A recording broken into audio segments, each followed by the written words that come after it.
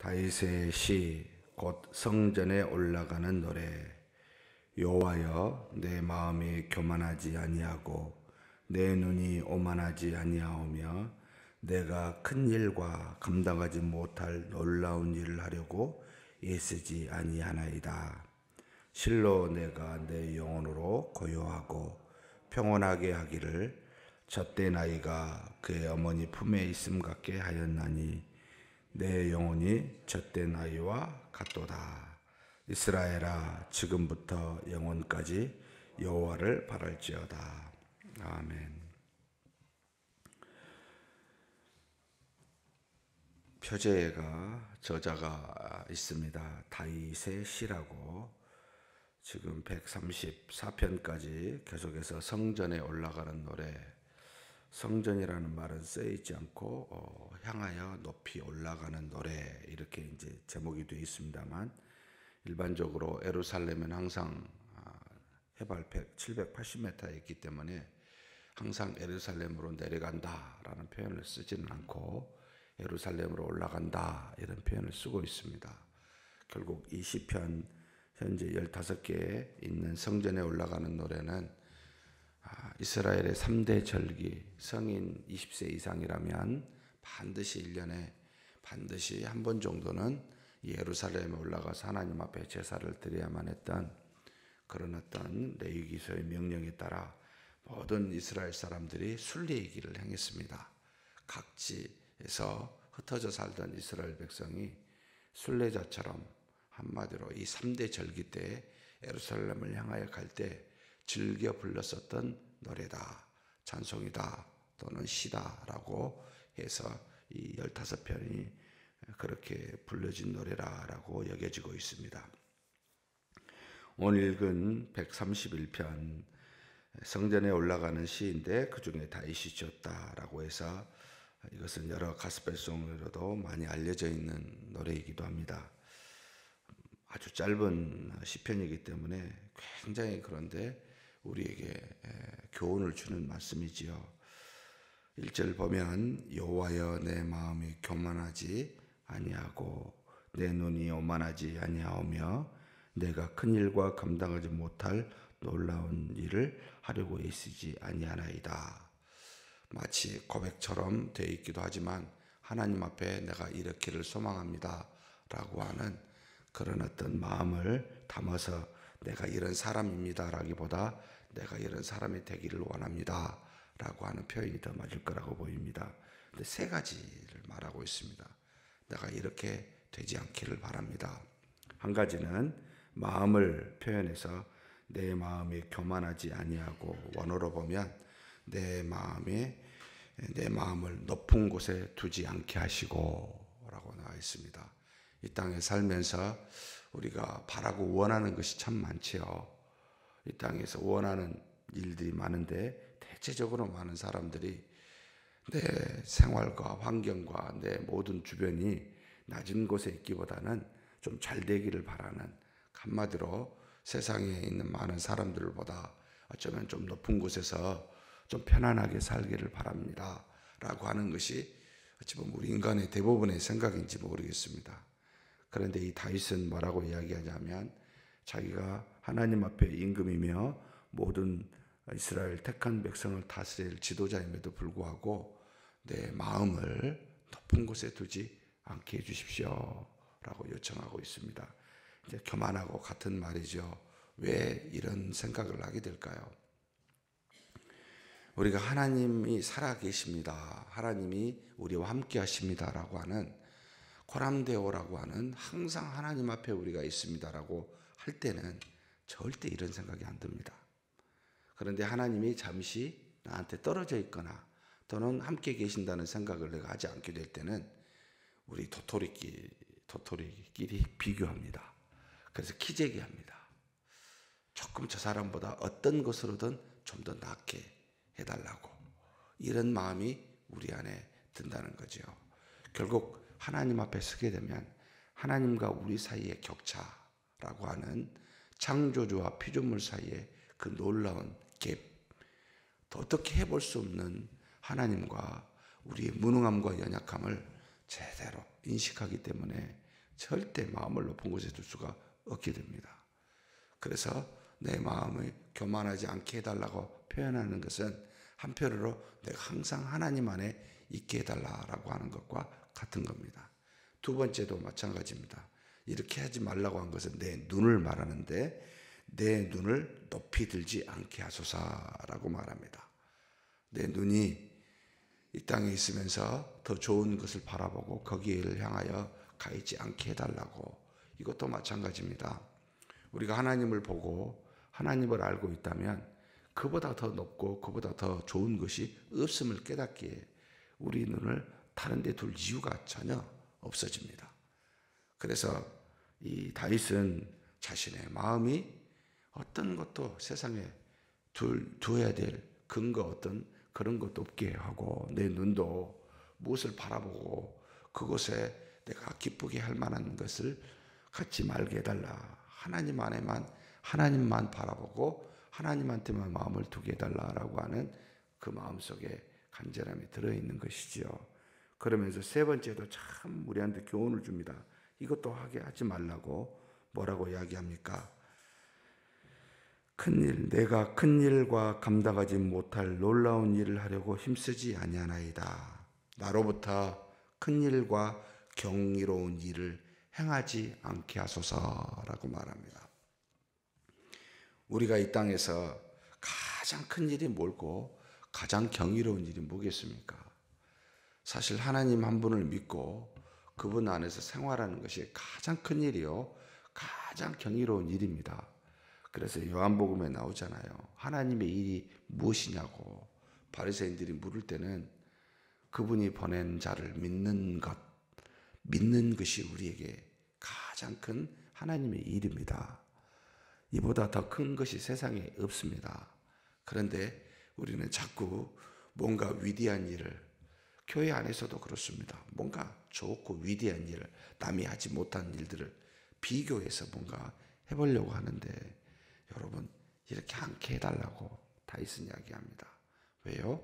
하나님을 믿는 믿음 한 가지가 가장 중요한 걸 알기 때문에 내가 무엇으로 위대하고 남에게 인정받고 칭찬받고 이런 생각 자체를 버려버린다는 겁니다. 그래서 마음은 하나님께 두고 눈은 하나님을 바라보며 그 다음에 모든 행한 일도 꼭 믿음이다.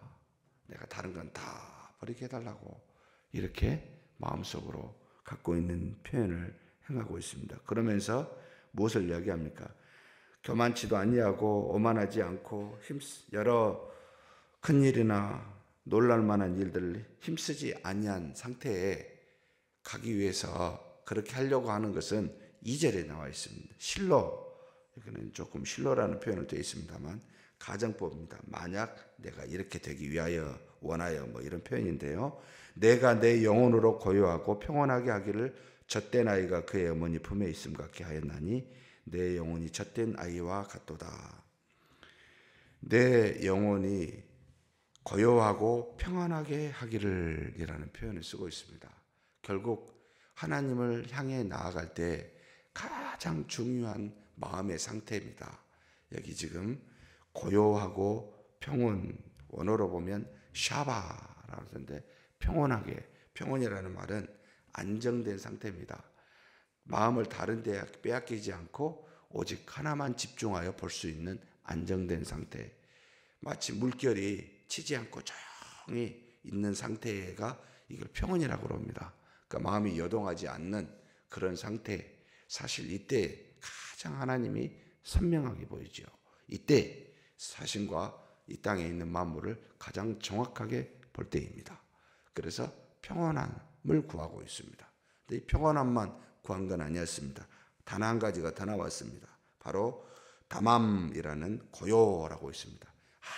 아무 소리가 들리지 않는 상태, 세상의 시끄러운 소리가 전혀 들리지 않는 아주 평온한 고요한 상태, 안정된 상태와 조용한 상태를 자신의 영혼이 현재 그렇게 해달라고 구합니다.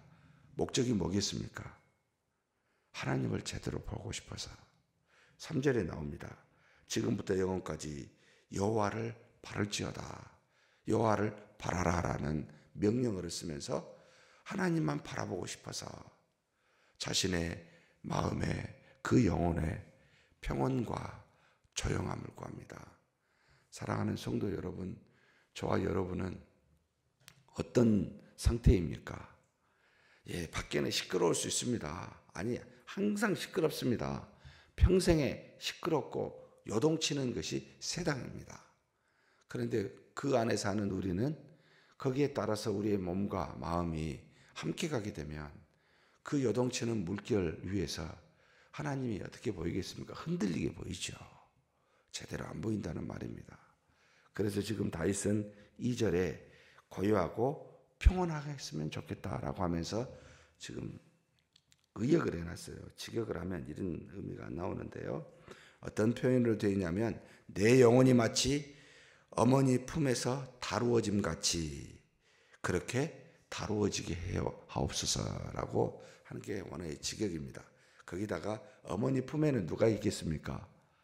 당연히 젖을 이제 막 먹고 이제는 어머니 품에 있는 아기를 지금 이제 의역을 해서 집어였습니다만 젖된 아이가 그의 어머니 품에 있음 같게 하였나니라고 썼습니다.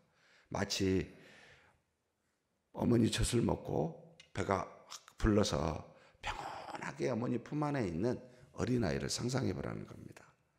그 아이같이 아무 마음에 영혼에 시끄러움과 요동함이 없는 상태에 어머니 품 안에서 조용히 새근새근 잠을 자고 있는 상태에 이것을 생각하면서 다윗이 그처럼 내 영혼이 평온하고 조용하게 해달라고 구하고 있습니다. 목적이 뭐라고요? 오직 하나님께만 집중하고 싶어서. 그래서 세 가지를 안 한다는 겁니다. 1절에 그랬던 거죠. 내 마음이 교만하지 않고 내 눈이 높은 곳에 두지 않고 내가 힘써서 무슨 큰일 좋은 일 하려고 애쓰지 않고 이런 상태에서 평온과 조용함으로 하나님만 바라보게 해달라고. 이게 우리 신앙인의 가장 바닥에 있는 어쩌면 가장 믿음이 가장 큰 사람의 모습이지 않을까라는 생각이 듭니다. 환경은요 절대 이렇게 되지 않습니다. 근데 우리 영혼은요 이렇게 해달라는 거죠. 사랑하는 성도 여러분, 가정에 할 일이 많고 교회도 할 일이 많고 세상에도 우리가 할 일이 많습니다. 그런데 우리 영혼은 평안했으면 좋겠습니다. 하나님만 바라볼 수 있게 전혀 물결이 흔들림이 없는 것 같이 완전히 조용한 상태에 아무것도 들리지 아니하고 하나님의 말씀만 들린 상태에 이때가 하나님이 주시는 기쁨과 은혜를 가장 맛볼 수 있는 극치의 상태이다. 그렇게 사는 저와 여러분이 되기를 주의 이름으로 축복합니다. 하나님 아버지, 죄악의 고통 속에서 썩어짐의 흔들림 속에서 우리의 마음을 어디 두고 우리의 눈을 어떻게 해야 될지 모를 때 우리 주 예수 그리스도를 보내심으로 하늘에 있는 평안이 무엇이며 하늘에 있는 기쁨이 어떠한지를 우리로 깨닫게 해주시니 감사합니다. 이제는 다윗과 같이 하나님 우리 마음이 높은 곳에 그곳에 두지 않게 도와주시고 우리의 눈이 높은 곳을 향하지 않게 인도하여 주시며 이 땅에 사는 동안 하나님 큰 일을 하고자 경이로운 일을 하고자 애쓰는 그와 같은 어리석은 일에 머물지 않게 하여 주옵소서. 그래서 어린아이가 어머니의 품 안에 있듯이 그가 그의 마음에 평온과 고요함을 가지고 있듯이 그와 같은 우리 영혼이 평온과 고요함 속에서 오직 우리 하나님만 바라보게 하여 주옵소서. 그래서 모든 은혜와 온갖 좋은 것이 하나님으로부터만 나온 줄 알고 그 하나님을 바라보아 하나님 안에서 기뻐하고 즐거워하며 하나님으로 말미암아 그 한 분으로 말미암아 이 땅에서 기쁨과 즐거움을 삼는 우리가 되게 하여 주옵소서. 우리에게서 나타나는 것은 하나님이 주신 은혜들입니다. 그러나 은혜를 주시는 분은 하나님이십니다. 우리 영혼과 마음은 하나님께만 둘 수 있는 지혜로운 자 되게 하여 주시옵소서. 우리 주님 예수님의 이름으로 기도하옵나이다. 아멘.